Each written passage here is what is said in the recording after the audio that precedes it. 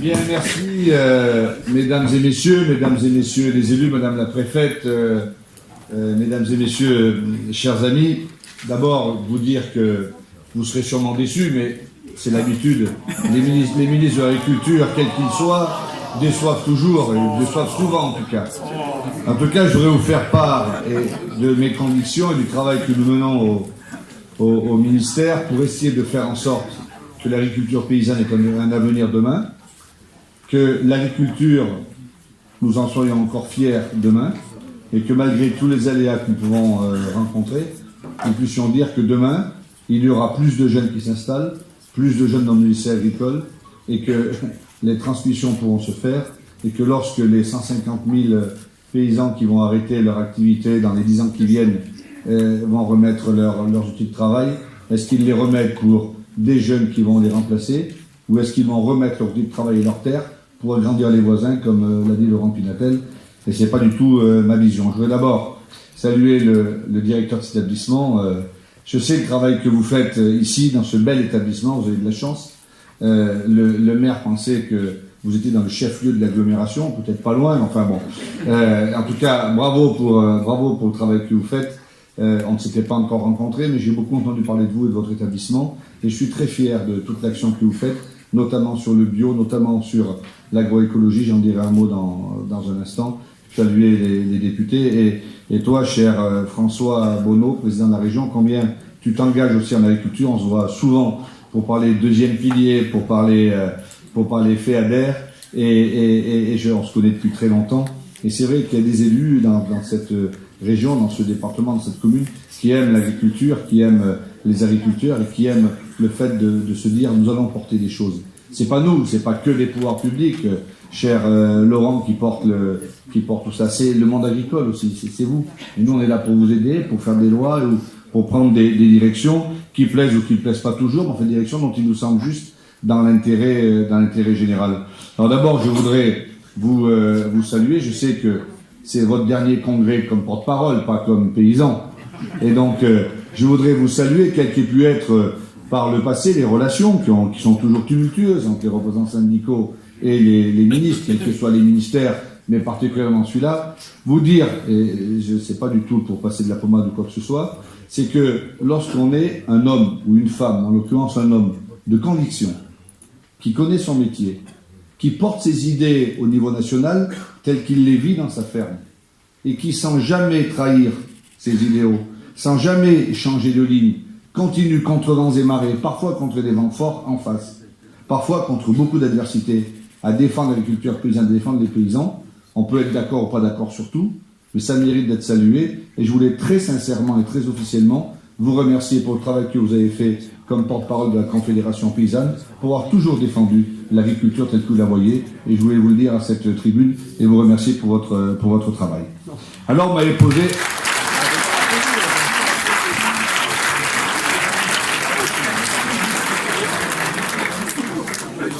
Comme ça, les deux de la tribune se seront fait planter, un par le directeur, un par moi, donc vous êtes cramés tous les deux. Quelques mots très rapides, parce que je crois qu'après on va pouvoir échanger, donc moi je ne vais pas faire de discours, simplement répondre aux questions qui ont été posées et vous dire deux ou trois choses. Un, la volonté qu'a le gouvernement sur l'agriculture, c'est pas du tout les images que vous avez vous pouvez vous représenter de l'agrandissement, du toujours plus, de l'agroéconomie. Ça, c'est... Je me permets de dire ce qui est. Après, vous pouvez évidemment ne pas être d'accord, ne pas le croire ou être opposé, c'est une chose, mais c'est quand même le cas. Pourquoi je vous dis cela? Parce que j'entendais ce que disait tout à l'heure le directeur de l'établissement et ce que disait Laurent Pinatel. Aujourd'hui, nous avons porté depuis quelque temps l'agroécologie comme le fer de lance, moi je le dis comme l'alpha et l'oméga de ce que doit être l'agriculture de demain.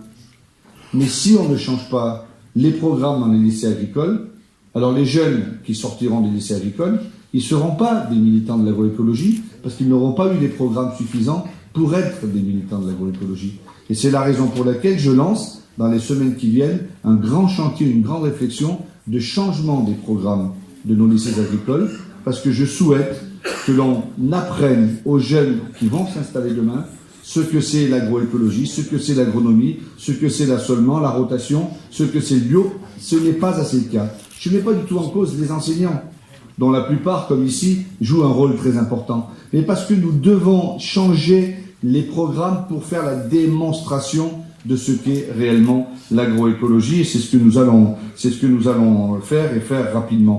Parce que le renouvellement des générations, et ça je vais vous le dire, et je le dis régulièrement, le renouvellement des générations ne pourra se faire que s'il y a des jeunes qui viennent dans le lycée agricole. Or, depuis 10 ans, nos lycées agricoles se vident. Qu'est-ce que vous voulez que je vous dise? C'est une réalité. Et pour l'instant, on les a regardés se vider sans prendre des mesures. J'ai essayé, lorsque je suis arrivé, je suis mon premier déplacement dans un lycée agricole et dans une UMFR.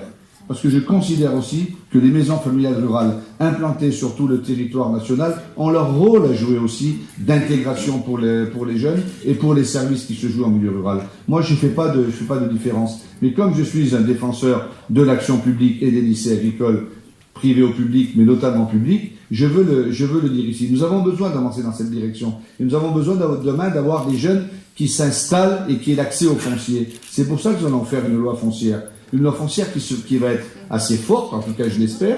Une loi foncière que nous allons démarrer au début du mois prochain, avec des groupes de travail dans lesquels évidemment vous serez associés. Je veux vraiment associer tout le monde.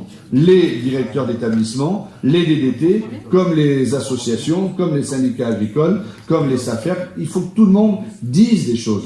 Quand je vois qu'à l'Assemblée nationale, mesdames, il y a eu une mission qui a été mise en place sur le foncier, ils n'ont pas réussi à l'Assemblée nationale à se mettre d'accord sur la conclusion de la mission, si bien qu'il y a eu un corps commun et puis deux rapports. Si déjà, à 30 députés, on n'arrive pas à se mettre d'accord, ça risque d'être compliqué au niveau national pour nous toutes et nous tous. Donc on va essayer d'avancer dans cette direction. La loi foncière, je ne vais pas vous dire ce qu'on va y mettre dedans parce qu'elle va être co-construite. Mais en gros, il y a 3 choses sur lesquelles moi, il me semble vraiment important. 1, la préservation du foncier. Nous devons arriver à 0 artificialisation. Je veux que ce soit inscrit dans la loi. 0 artificialisation, c'est absolument indispensable. Après, nous devons retravailler sur ce que nous avions mis dans la loi d'avenir, sur la compensation agricole. La compensation agricole, très modestement, j'avais contribué, j'étais rapporteur à la mettre, cette compensation agricole. Or, aujourd'hui, ça ne fonctionne pas. Eh bien, si ça ne fonctionne pas, il ne faut pas qu'on se dise pourquoi ça ne fonctionne pas, il faut se dire on va le faire fonctionner. Aujourd'hui, il y a plein d'infrastructures publiques qui prennent des terrains et sur lesquels la compensation n'est pas réalisée. Nous devons avancer. Donc la préservation des terres, elle est absolument indispensable. Le deuxième, c'est sur la transition et l'installation. Et là, sur l'installation, il faudra essayer, je dis bien il faudra essayer de taper très très fort. C'est pour ça qu'aussi bien au niveau de la PAC qu'au niveau national, je souhaite que l'installation soit une des priorités et que nous aidions les jeunes à rentrer. Alors pour cela, il faut qu'ils puissent d'abord rentrer dans des lycées agricoles. C'est pour ça que nous mettons en place ce plan d'action avec Jean-Michel Blanquer pour qu'au niveau des orientations, on ne dise pas il y a des orientations nobles et puis si vous n'arrivez pas à aller là, vous allez aller dans un lycée agricole. Ça c'est pas possible. Il faut que le choix du lycée agricole devienne un primo choix et que les jeunes considèrent que ça peut être un métier d'avenir, mais un métier d'avenir dans lequel on peut pas avoir de terre, ou alors les terres sont tellement chères dans lequel on gagne pas sa vie. Ça peut pas vraiment inciter les jeunes à venir. C'est pour ça aussi que nous voulons travailler dans le cadre des GGA, j'y reviendrai dans un instant, sur le revenu. Et puis enfin, sur le troisième point, moi qui me tient à cœur, c'est qu'aujourd'hui, avoir des terres agricoles, ça doit être pris par des paysans, pas par des sociétés capitalistiques. Et là, je souhaite que nous mettions quelque chose en place. Alors, on va pas revenir sur ce qui existe, à mon avis. J'en sais rien, je crois pas. Mais enfin, si déjà, oui, mais ça serait peut-être mieux, mais bon, je vous parle franchement. Mais si déjà, à partir de cette loi, nous faisions en sorte que ça ne se produise plus et que ça n'existe plus, ce serait déjà une avancée. Est-ce qu'elle irait assez loin pour vous? Peut-être pas. Mais enfin, je considère, moi, que ça serait une avancée. Et c'est à partir de ces 3 thèmes qu'on verra bien comment vous et d'autres, vous co-construirez cette loi agricole. Alors ensuite, dans le cadre de la politique agricole commune, oui, il faut mettre des choses en place. Mais nous sommes 28, nous allons être 27. Ce que nous avons dit, et nous sommes 20 pays pour l'instant, même si l'Allemagne semble un peu nous lâcher, ce qui sera un vrai problème pour le montant de la PAC, mais ce que nous avons dit, c'est que nous souhaitons un budget de la PAC. Elle va baisser, la PAC, puisque les Anglais s'en vont. Mais un budget de la PAC sur la base de l'Union à 27. Que la PAC ne soit pas une variable d'ajustement pour mettre de l'argent sur d'autres politiques. Si on doit mettre d'autres politiques, il faut augmenter le budget de l'Union européenne. Et il y a des possibilités. Nous avons fait une loi pour taxer les GAFA, peut-être pas assez importante, mais enfin, nous l'avons fait en France. Si nous arrivions à la faire à l'échelle européenne, je peux vous dire qu'il y aurait de l'argent pour les politiques intégrées, il y aurait de l'argent pour la PAC. Et c'est tout le combat que nous menons. Mais pour l'instant, il n'y a pas de majorité parce que les règles européennes font qu'il faut des majorités qualifiées et c'est pas le cas. C'est pour ça que lundi, quand au nom de la France à Luxembourg, j'ai voté contre le mandat donné à l'Union européenne pour passer un accord avec les États-Unis, c'est la France est contre. Et j'ai voté contre. J'étais tout seul au départ. Finalement, après, nous avons été 4. Très bien. Les petits ruisseaux font peut-être des grandes rivières. Mais la France est opposée au mandat donné à l'Union européenne pour négocier un accord commercial avec les États-Unis, tant que les États-Unis ne sont pas dans le cadre de la COP21 et des accords de Paris.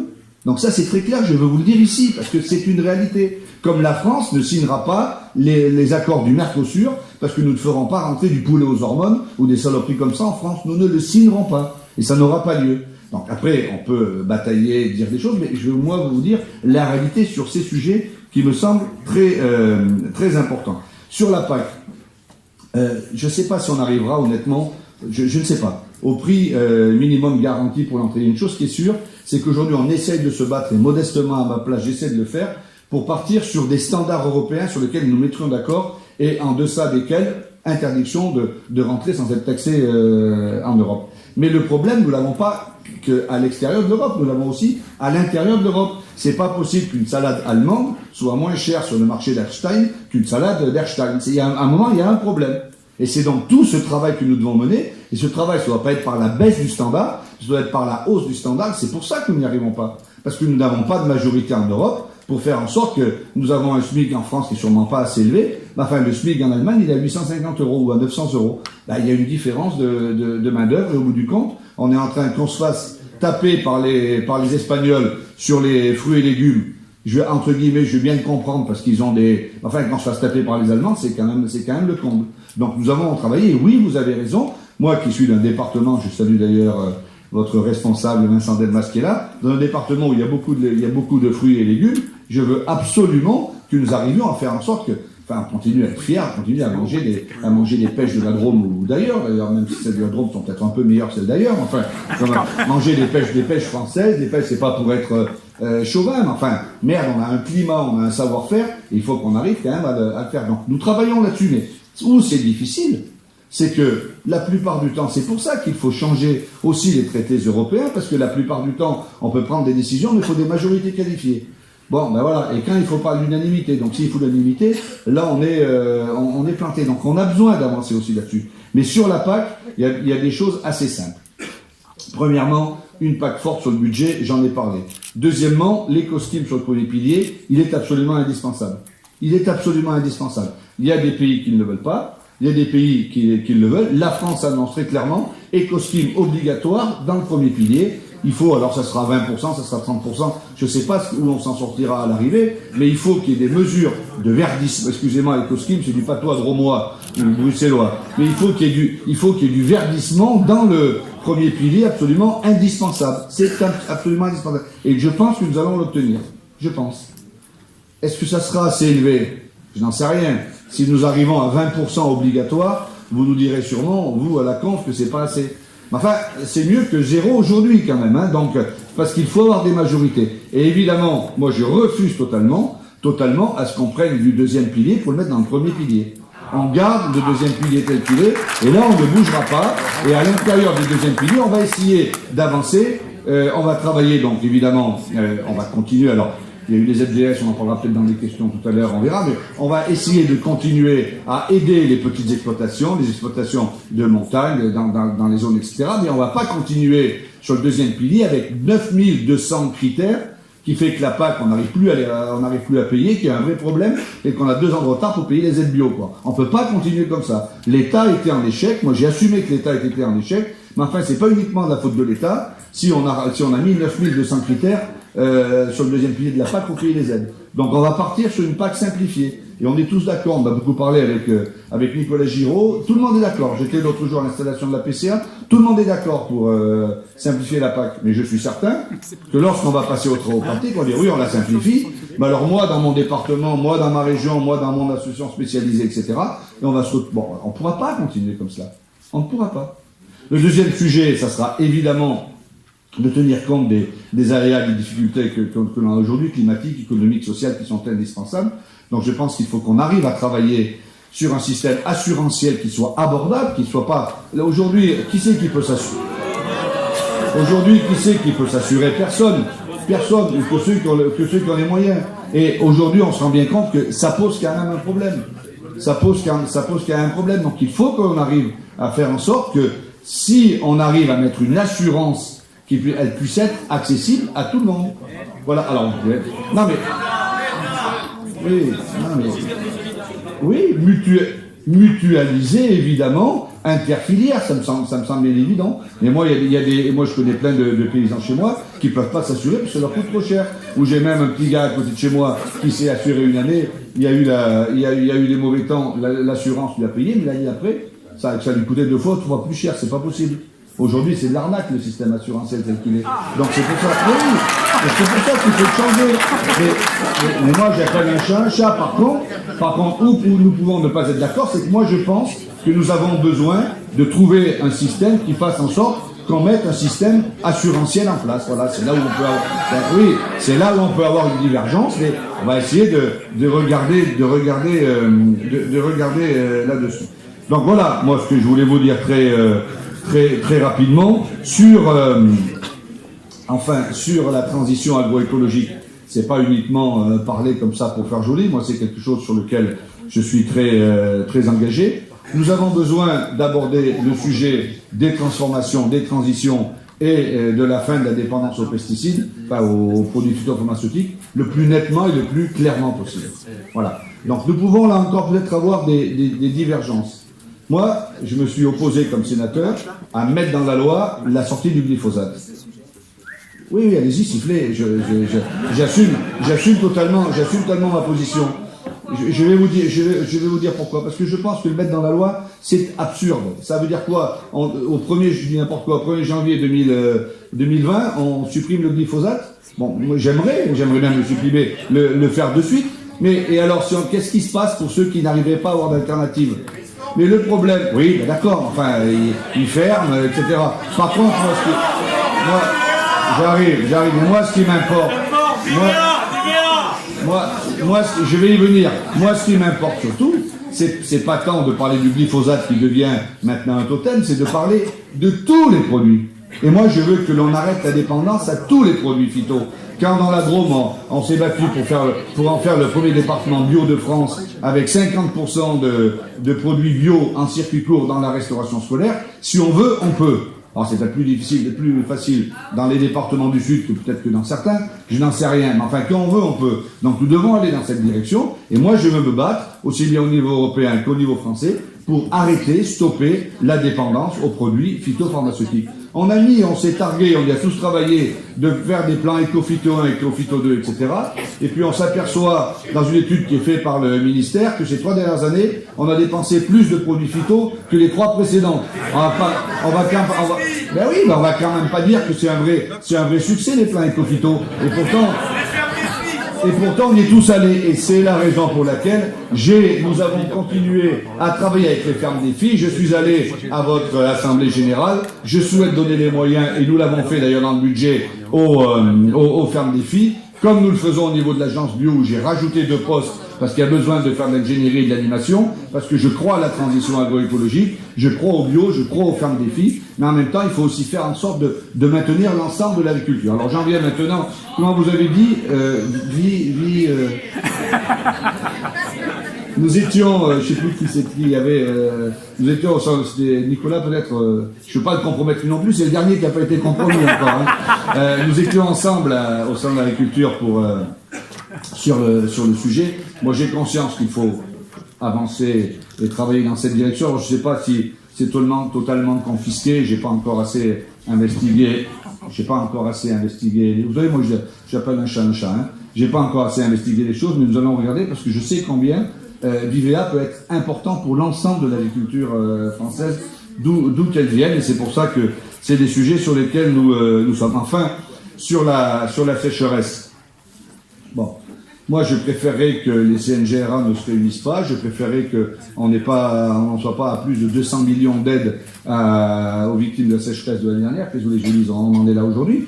Moi j'ai beaucoup gueulé j'ai beaucoup crié, sur la paille, parce que la spéculation, et je l'ai dit à qui j'avais à le dire, je suis désolé de le dire, que ce sont quand même des agriculteurs français qui font de la spéculation et qui vendent à d'autres. Hein. Non mais ce soit pas vous, madame, je me doute bien que c'est pas vous. Et je vois bien à peu près d'où ça vient. Mais enfin, c'est la raison pour laquelle moi j'ai refusé de mettre de l'argent pour le transport de paille. J'ai refusé de faire comment on appelle ça, les péages gratuits, etc., comme ça avait été fait il y a quelques années en arrière, parce que ça bénéficie à ceux qui spéculent. Et c'est les Allemands qui sont allés acheter de la paille, qui l'ont ramené chez eux, parce que la sécheresse, elle a été partout. Donc nous avons joué notre rôle. Oui, en partie dans les méthaniseurs, bien sûr. Non mais, d'accord. D'accord, sauf que moi je m'occupe pas encore de l'Allemagne, j'ai déjà du mal à m'occuper de la France, donc permettez que je m'occupe pas de l'Allemagne. Mais donc, c'est quand même parti dans les pays étrangers aussi, hein, en France peut-être aussi, mais c'est surtout parti dans les pays étrangers. Donc, voilà, on va essayer de regarder tous ces sujets, en tout cas, pour conclure sur les états généraux de l'alimentation. Je ne suis pas sûr que ce soit un échec, mais j'aurais bien aimé, dans l'honnêteté qui caractérise Laurent Pinatel, qu'il dise les deux bouts de ma phrase. Parce que j'ai quand même commencé à dire « le compte n'y est pas ». Et aujourd'hui, les titres dans tous les journaux, c'est « le compte n'y est pas ».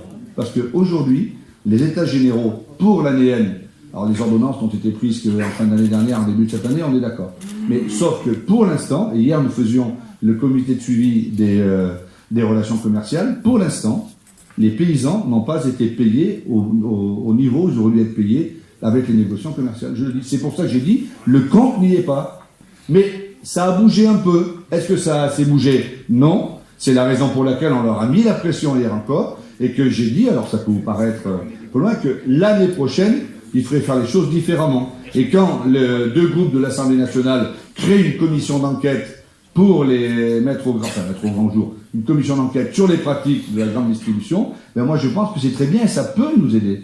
Parce que cette commission d'enquête qui rendra ses conclusions au mois d'août ou au mois de septembre prochain, ça permettra d'avoir ces conclusions 3 ou 4 mois avant les nouvelles négociations. Et ça permettra de voir un peu comment les choses se passent. Et ça, c'est positif. Donc moi, j'essaie de regarder les choses le mieux possible. Les états généraux, ce n'est pas un échec parce qu'il y a des choses qui avancent sur toute la deuxième partie, mais y compris sur la première, ça n'avance pas assez vite, mais on va essayer d'avancer. Je veux l'année prochaine, enfin cette année, lancer au niveau du bien-être animal de grandes opérations fortes sur lesquelles je veux que nous aboutissions parce qu'on a des efforts à faire. Je suis d'accord, alors on n'est pas d'accord sur tout, mais je suis d'accord avec Laurent Pinatel quand il dit si tous les agriculteurs, si tous les paysans se mettaient au standard qui va bien, ben, il n'y aurait plus de problème d'agribashing, il n'y aurait plus de problème de société, il n'y aurait plus de problème de tout ça. On est d'accord. Sauf qu'on a aujourd'hui une situation et un constat qui fait qu'il y a des agriculteurs, il y a des paysans qui ont avancé, puis il y en a d'autres qui ont moins avancé. Il y a des transitions qui se font, il y a des transitions qui ne se font pas. Et quand j'ai dit l'autre jour, la transition agroécologique, je veux la faire à marche forcée, ça fait plaisir à tout le monde. Mais je vais proposer qu'on la fasse à marche forcée. Parce que l'heure est grave aujourd'hui. L'heure est grave parce que on a des problèmes de sol. Nos sols commencent à être assez vides, même si il y a des pratiques qui fonctionnent. On a des situations qui sont dramatiques. Il faut revenir là-dessus. Alors on peut ne pas être d'accord et on n'est pas d'accord sur plein de choses. On peut être d'accord sur 2 ou 3 grandes orientations. Et moi, ce que j'aimerais, nous l'avons dit lorsque nous étions vus, ce que j'aimerais, c'est que, bon, il va y avoir la loi foncière sur laquelle vous allez travailler, mais que dans le cadre de la préparation, de la négociation de la politique agricole commune 2020, est-ce qu'il y aurait la possibilité que sur 3 ou 4 sujets, ou 5, j'en sais rien, tant mieux, plus si affinité, nous soyons d'accord et nous les portions ensemble. C'est ça l'enjeu qu'il va y avoir. Si c'est pas possible, chacun fera ce que vous ferez votre rôle syndical, et moi je ferai mon rôle politique, puis on verra bien comment les choses se passeront. Mais c'est ça, moi, que je souhaite. Il y a, sur les enjeux climatiques, sur les enjeux de revenus, sur les enjeux d'installation, sur les enjeux de transition, sur les enjeux de formation, je pense, il y a toujours d'autres, j'en sais rien, mais c'est déjà pas mal, je pense que sur cela, on peut se retrouver. avec un peu d'écoute, un peu de discussion, on peut se retrouver, on peut travailler ensemble. Après, on aura des divergences, ben, c'est la vie démocratique, vous disiez tout à l'heure, c'est la vie démocratique, vous avez vos engagements, vous êtes dans le syndicalisme, je suis dans la politique, c'est deux choses différentes, mais sur plein de sujets, on doit être capable peut-être de cheminer ensemble, enfin nous verrons bien. En tout cas, moi ce que je souhaite, c'est, j'ai toujours été opposé à cette absurdité de cogestion avec qui que ce soit, parce que la cogestion, ça ne peut pas... Parce que la cogestion, ça ne peut pas exister. Par contre, moi, je suis pas plus avec vous qu'avec d'autres, d'ailleurs. Non, Par contre, moi, je suis pour... Non, par contre, ce que je propose toujours, ce que j'ai essayé modestement de faire dans ma vie d'élu et maintenant, de la co-construction. On doit être capable, avant de prendre des décisions, d'écouter et d'essayer de cheminer ensemble. C'est ce que je vous propose. Bonne fin de congrès. Je dis pas une bonne retraite à Laurent Pinatel, parce qu'il prend pas sa retraite de paysan, mais bonne retraite à la tête de ce syndicat. Merci à vous. Merci, monsieur le ministre.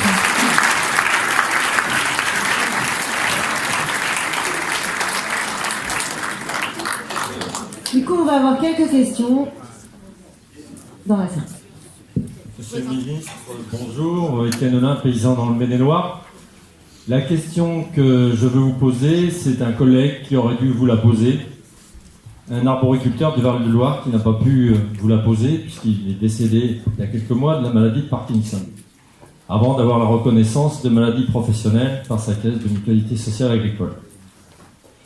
Monsieur le ministre, cet après-midi, nous avons beaucoup parlé des dépossédés du revenu du travail, des dépossédés d'une retraite digne. Ce sujet des dépossédés de leur santé, je vous la pose. Les cartographies des paysannes et des paysans atteints de cancer et de lymphome en milieu rural montrent clairement que les victimes des pesticides, et tout effet cocktail,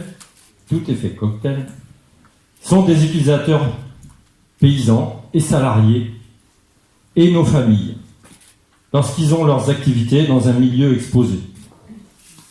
La santé devient une précarité et un sujet de déménagement en milieu rural. Monsieur le ministre, pourquoi le gouvernement s'est opposé à la mise en place immédiate d'un fonds d'indemnisation pour les victimes des pesticides? La Confédération paysanne le demande. Cette création pour les salariés, pour les paysans et paysannes, pour une réparation intégrale des préjudices. Ce ne doit pas être une contribution supplémentaire des paysans et des paysannes via la caisse de mutualité sociale et de la branche maladie et accident du travail. Ce doit être un fonds spécifique via l'industrie chimique, via ce qu'on voudra bien discuter pour y mettre. Voilà, monsieur le ministre, pouvez-vous me répondre à cette question? Je vais vous répondre très clairement et très rapidement à cette question. J'y suis très favorable. J'étais sénateur, je l'ai voté. Comme ministre, j'y suis favorable. Le gouvernement ne s'y est pas opposé. Le gouvernement s'est opposé à le faire dans le vecteur législatif d'il y a quelques semaines, dans la mesure où il n'y avait pas de pépette au bout, il n'y avait pas de budgétaire, et que Mme Buzyn, la ministre de la Santé, s'est engagée au nom du gouvernement à le mettre dans le projet de loi de sécurité sociale qui va être débattu à l'automne. Et j'espère bien, je crois qu'à l'automne, le Parlement va voter la création d'un fonds d'indemnisation des victimes des produits phytosanitaires, comme accident du travail. Je ne sais pas comment l'expliquer, je ne suis pas un spécialiste, mais ça va être voté à l'automne, dans le cadre du PLFSS. Je parle sous l'autorité des parlementaires qui sont là. C'est un engagement que nous avons pris, sur lequel nous sommes favorables. Non, alors je ne peux pas répondre à cette question. Excusez-moi. Non, mais je vous parle franchement, je ne peux pas répondre à cette question. Je sais que l'on va créer ce fonds. Ça, c'est absolument sûr. Ce que je souhaite, c'est que ce soit de l'argent qui ne soit pas pris sur le ministère de l'Agriculture. Pas parce que je veux pas que le ministère de l'Agriculture soit solidaire, parce que c'est pas notre boulot, c'est le boulot du ministère de la Santé. Maintenant, je ne peux pas en dire plus, mais je vais regarder cette question. Quand je ne sais pas, je réponds. Mais ça va être créé, il va être mis en place ce fonds.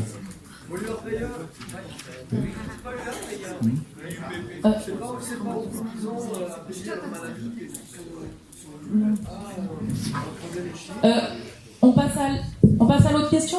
Ouais.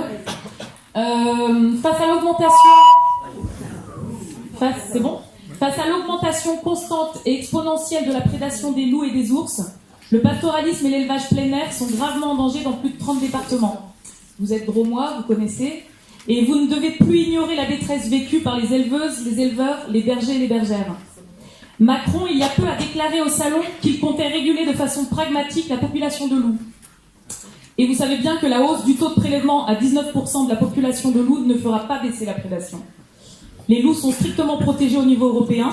Et on a donc la question qu'on vous pose, c'est de savoir si vous allez clairement vous engager à demander le déclassement du loup d'espèces strictement protégées à protégé simple lors du prochain comité permanent de la Convention de Berne en décembre prochain. Il y a juste par rapport aux ours, Laurence. Voilà, pour compléter le sujet sur la prédation, autour de l'ours, du coup, une mission d'expertise a été mandatée l'an dernier, en partie à notre demande, mandatée conjointement par votre ministère et le ministère de la Transition écologique. Elle vient de rendre très récemment ses conclusions. J'allais dire il était temps, parce qu'il y a urgence. Je suis obligée de vous rappeler que nos troupeaux montent en estime dès le mois prochain. Ça fait des années qu'on attend des réponses et on les attend de nouveau pour cette saison.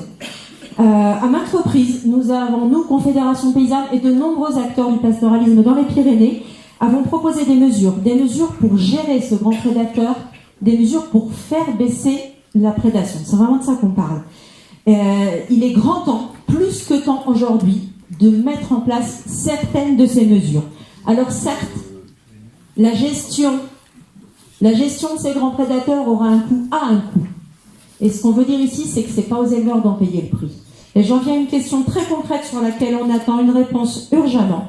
Est-ce que vous pouvez acter aujourd'hui la mise en place de mesures par vos services, en particulier une mesure qui a été mise en avant sur le territoire concerné, de brigades d'effarouchement. Un effarouchement fait par les services de l'État, évidemment. Un effarouchement comme une mesure pour éloigner les ours et comme une mesure de protection de nos troupeaux dès à présent. Je ne parle pas d'une mesure qu'on pourrait étudier, évaluer et mettre en place dans X années. Merci. Merci à toutes les deux. Alors, je vais essayer de répondre le plus clairement possible, le plus concrètement possible. Donc, sur le loup, cette année, il va être annoncé qu'il y a plus de 500 loups. Ça fait longtemps qu'il y a plus de 500 loups. Je parle franchement, mais enfin, c'est la première année que ça va être dit officiellement par l'État et par le préfet coordonnateur. Donc, le loup n'est plus une espèce en voie de disparition. Voilà. Donc, on est tous pour la biodiversité, il n'y a pas de problème, mais le loup n'est plus une espèce en voie de disparition. Donc moi, je me suis déjà exprimé. Si on veut encore du pastoralisme dans notre pays, alors il faut qu'il y ait moins de prédateurs. Et j'ai toujours dit qu'entre l'éleveur et le prédateur, je choisirai toujours l'éleveur. Et là-dessus, je ne lâcherai pas le sujet. Donc j'ai commencé au niveau européen pour la première fois au niveau européen, j'ai organisé il y a un mois une réunion des États membres de l'Union européenne. Nous étions 11. 11, ça ne suffit pas au niveau européen. Et pour l'instant, nous sommes 11. Jusqu'à maintenant, il y avait 0. Pour bouger à la fois, dans un premier temps, les choses les plus concrètes, le guide interprétatif de la directive Habitat de la Convention de Berne, en laissant plus de flexibilité aux États membres. C'est la première étape que je vois pour faire ça. Si on attaque directement la Convention de Berne, pour laquelle je suis très favorable, je demande ça depuis des années, mais je pense que nous n'y arriverons pas. Je vous parle très franchement, parce qu'il faut des majorités en Europe. Par contre, je pense que nous pouvons arriver à avoir une majorité pour changer le guide interprétatif et de donner plus de flexibilité aux États. Si nous avons cela, ça sera un outil supplémentaire à effet immédiat que nous pourrons avoir dans notre pays. Voilà pour la réponse européenne. Pour la réponse française, c'est pas 19%, c'est 17%. Voilà. Ça ne suffit pas.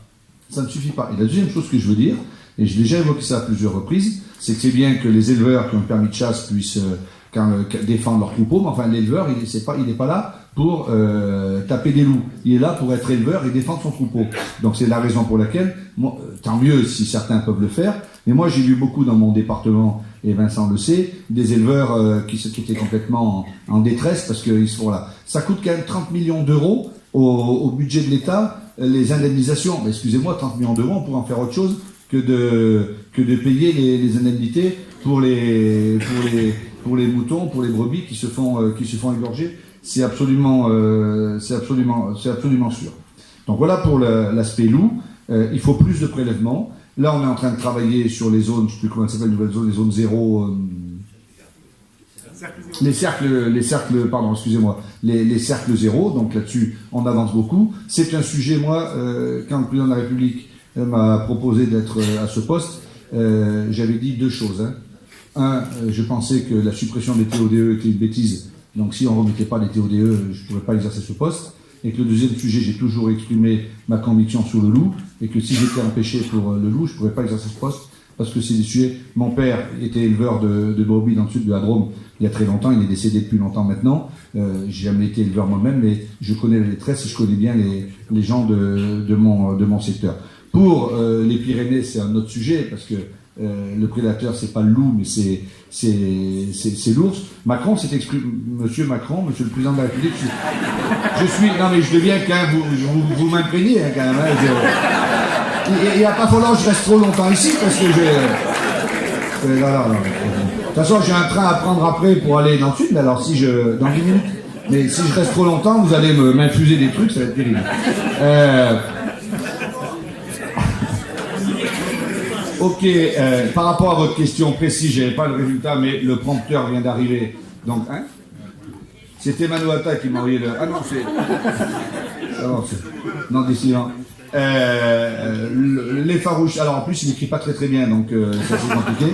Mais l'effarouchement par la louveterie se fera sur l'ours en septembre, c'est ça? En 2019, dès maintenant. Pardon. Dès maintenant. C'est ça? Dès avril. Dès avril. Vous vérifierez et vous m'appellerez. J'en suis sûr. Et il me dit que la feuille de retour sera définitivement mise en place d'ici fin avril. Je crois avoir répondu à vos deux questions à peu près précisément. Maintenant, vérifiez bien que ce soit le cas. Mais il faut, je sais pas, excusez-moi, est-ce que vous êtes éleveuse dans les Pyrénées? Non, j'avais cru comprendre, parce que qu'il y avait un certain nombre d'associations, peut-être vous, je ne sais pas, du tout, qui boycottaient les réunions avec l'État. Je ne dis pas que c'est le cas, je vous pose la question. Je pense que nous avons tout intérêt, en tout cas, à ce que tout le monde soit autour de la table, parce que la volonté du président de la République, du gouvernement, et ce qui a été demandé au préfet du massif pyrénéen, c'est justement d'avancer dans cette direction. Alors, nous, on est une confédération paysanne, et quand je vous dis qu'on a contribué à maintes reprises à faire des propositions, c'est ça, on a contribué à la feuille de route. Je vais vous poser la question, merci. Ceux avec les cagoules, c'est pas nous.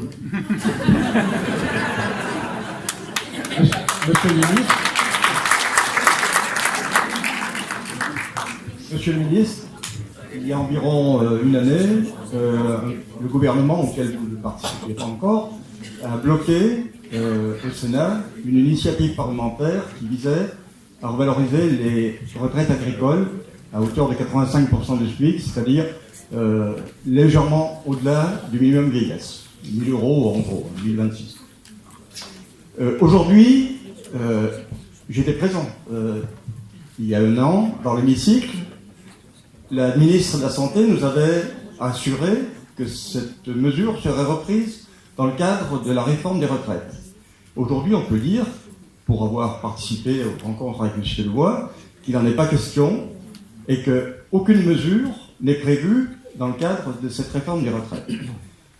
La profession, et c'est peut-être remarquable, dans son ensemble, tous syndicats confondus, est favorable à cette mesure et la demande avec une application immédiate. Donc, ma question, elle est simple.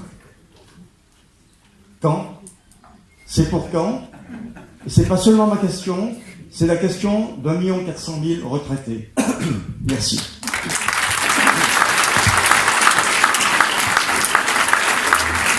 Merci monsieur, je vais vous répondre très concrètement, d'autant plus que j'ai passé plus de 2 heures hier avec monsieur Delevoye pour évoquer ces sujets. Il y a bien deux choses, tout le monde l'a bien compris, mais je vais quand même le rappeler.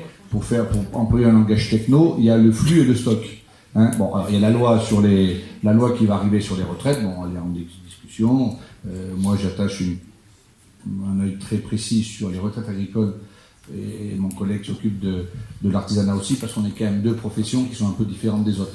Je dis pas que c'est plus facile pour les fonctionnaires, parce que c'est pas plus simple, mais enfin, pour l'agriculture, il faut regarder. Mais là-dessus, il n'y a pas que les syndicats agricoles qui sont unanimes, il y a tous les partis politiques qui sont unanimes. Puisque à l'Assemblée nationale, je parle sous contrôle des députés, il y a une proposition de loi qui va être déposée par à la fois M. Chassaigne, qui est déjà déposé, qui est le président du groupe communiste, comme des députés de LRN, comme tout le monde. Voilà. Donc moi, ce sur quoi je me bagarre aujourd'hui, ça coûte en gros 500 millions d'euros. Voilà. C'est de faire en sorte qu'on ne peut pas aborder les retraites de demain sans essayer de régler les retraités d'aujourd'hui.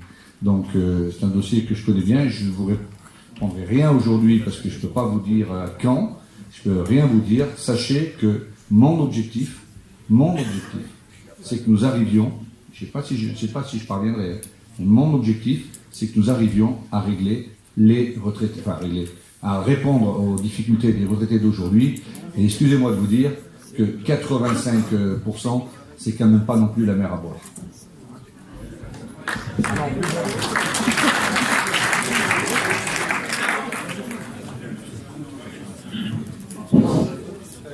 Oui, Patrick Perles, au porte-parole de la Confédération Paysanne de l'Aude.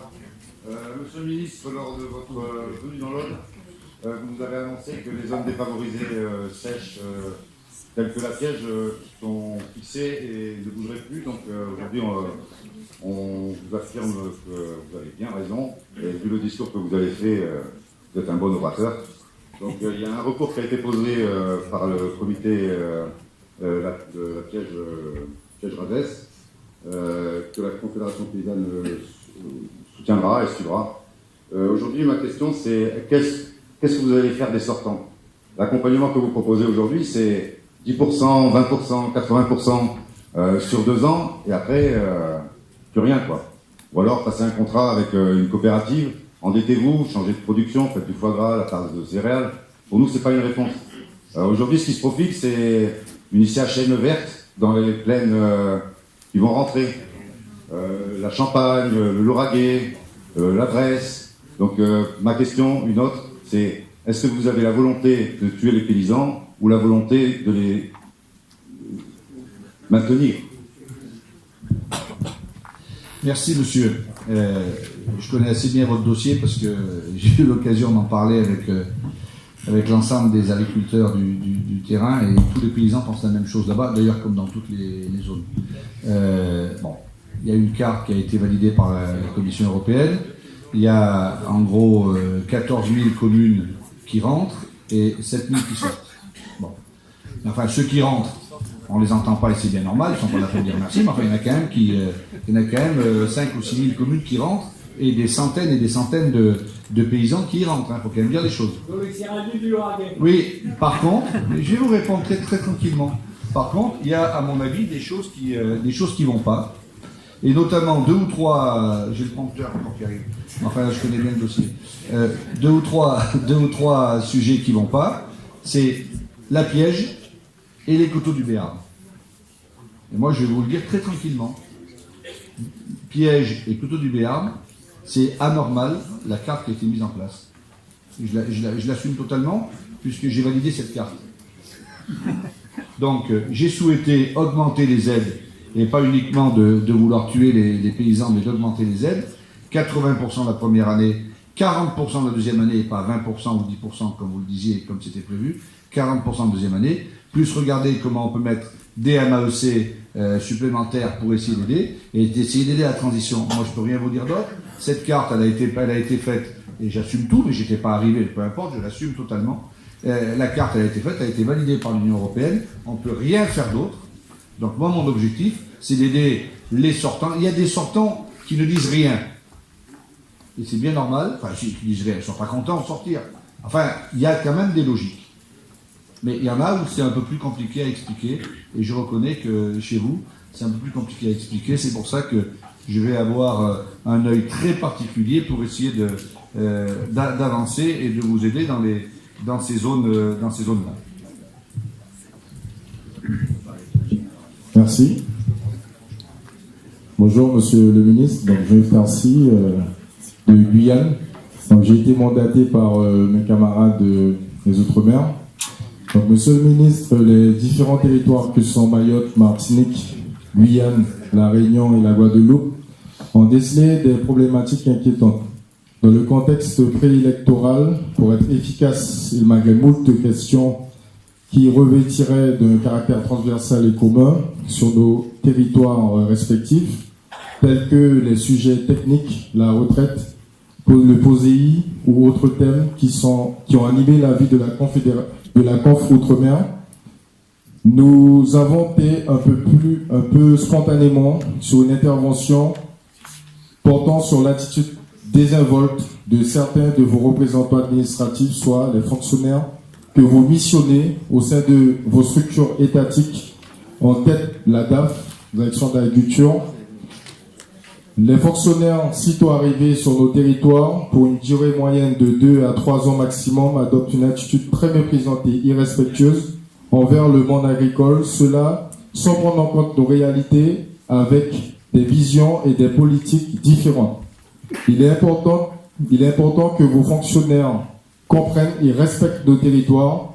La fonction publique territoriale doit repenser globalement son identité, ses missions et sa déontologie vis-à-vis de ces territoires.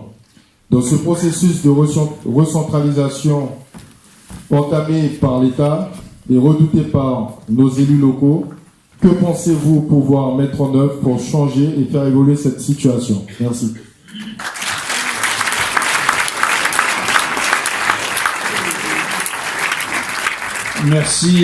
Merci pour votre franchise et pour vos propos à la fois apaisés et directs.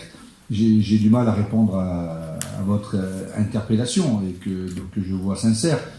Je vais essayer de regarder avec les collaborateurs pour savoir ce qui se passe. J'ai plutôt le sentiment moi, que les fonctionnaires font plutôt bien leur travail, défendent vos régions ultra-périphériques. La question qui se pose pour vous, et vous l'avez évoqué, surtout le POSEI, et c'est le maintien dans la réforme de la PAC du POSEI, et parce que nous ne sommes pas beaucoup de pays en Europe à avoir ce qu'on appelle des régions ultra-périphériques, les territoires d'outre-mer, et le budget, nous voulons le défendre. Je crois que cette année, c'est 318 millions d'euros qui sont attribués par l'Europe directement aux territoires d'outre-mer, et comme il n'y a que, j'allais dire, enfin c'est déjà pas mal, mais la France, l'Espagne et le Portugal qui sont concernés, ça ne fait pas une majorité en Europe, mais enfin nous essayons de nous bagarrer. Mais le point essentiel que je vois sur l'outre-mer, et on en a beaucoup parlé encore récemment, c'est tout simplement que vous n'êtes pas en autosuffisance alimentaire, qu'il y a des divergences terribles, il y a encore beaucoup d'agriculture vivrière, et il y a le problème du sucre et de la canne à sucre qui commence à être très prégnant. Il y a le problème vraiment de pollution fort sur lequel le président s'est engagé, sur lequel nous voulons avancer, mais surtout nous voulons travailler avec vous pour essayer d'inverser un peu les choses, parce que la vie chère, elle touche tous nos concitoyens, enfin vous, elle est encore plus chère que chère compte tenu des difficultés d'approvisionnement. Il faut absolument réussir à retravailler sur de nouvelles filières pour que vous puissiez peut-être pas être directement ou assez vite en autosuffisance, mais en tout cas approcher l'autosuffisance alimentaire. Donc, voilà ce que je peux vous répondre sur le POSEI et sur les filières agricoles sur lesquelles nous travaillons, mais je vais faire passer le message sur l'attitude des fonctionnaires que je défends toujours, parce que, comme le disait tout à l'heure Pinatel, on a besoin de Laurent Pinatel, on a besoin de... Non mais faut que je parte. On a besoin quand même de l'État et des fonctionnaires. Merci Monsieur le Ministre. Je sais que vous avez un train. On aura quand même besoin quelquefois en tout cas d'avoir des réponses, notamment sur le plafonnement au niveau de la PAC. Parce que là-dessus, on n'a pas eu de réponse. Sur le lien à l'emploi aussi. Et parce que là-dessus, et petite ferme bien sûr. Donc, en tout cas, merci.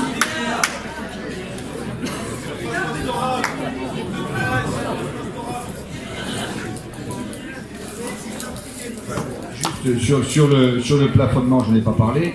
La France défend le plafonnement au niveau de la PAC et on essaye de faire des petits pour être majoritaire, mais pour l'instant on n'est pas encore. Mais très clairement, dans les orientations écrites de la PAC, nous défendons le plafonnement. suis vraiment désolé. Bon congrès et à bientôt.